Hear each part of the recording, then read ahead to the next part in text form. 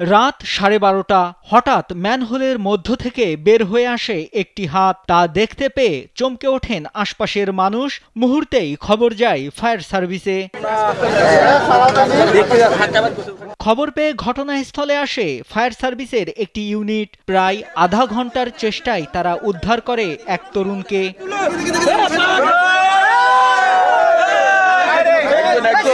6 August রাতে ঘটনাটি ঘটেছে রংপুর শহরের শাপলা চত্বর এলাকায়।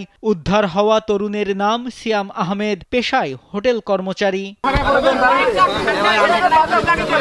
ঘটনার শুরু তার প্রেমিকার সঙ্গে দেখা করতে গিয়ে। সন্ধ্যায় একবার দেখা শেষে রাতে ফের প্রেমিকার সঙ্গে দেখা করতে যায় সিয়াম।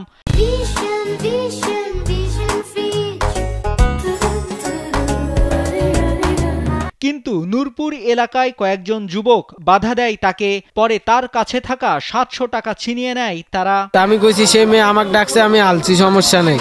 কারণ আমার কাছে টাকা ছিল 700 টাকা, মানে বেতন তুলছি লাকি হোটেল থেকে 1300 টাকা, কিছু টাকা খরচ করছি আর 700 টাকা ছিল, 700 টাকা গায়ে নিয়েছে। এ সময় সিয়াম প্রতিবাদ করলে তাকে ব্রিজের নিচে নামিয়ে দেয়া হয়। পরে তাকে মারতে ধারালো ছুরি বের করলে সে ম্যানহোলের মধ্যে ঢুকে পড়ে। পরে বের হওয়ার রাস্তা না পেয়ে এদিক সেদিক চলতে চলতে শহরের শাপলা চত্বর এলাকায় গিয়ে ম্যানহোলের বাইরে হাত বের করে সাহায্য চান। এরপর স্থানীয়রা তাকে দেখতে পেয়ে ফায়ার সার্ভিসে খবর দিলে তারা এসে তাকে উদ্ধার করে। ব্রিজের তলে ঢুকে মানে একটা ছুরি বের করছে। আমি ওই প্রথম পাক দিয়ে ওই পাক দিয়ে ঢুকে ও পাকের লাইন দিয়ে ঢুকছিলাম। তারপরে ও পাকে আন্দাজ, মানে একবারে আন্দাজ দিয়ে, পরে এদিক দিয়ে উজেল দিকে এদিক দিয়ে আলছি। এদিকে বিষয়টি নিয়ে রীতিমতো শহর জুড়ে শোরগোল পড়ে যায়।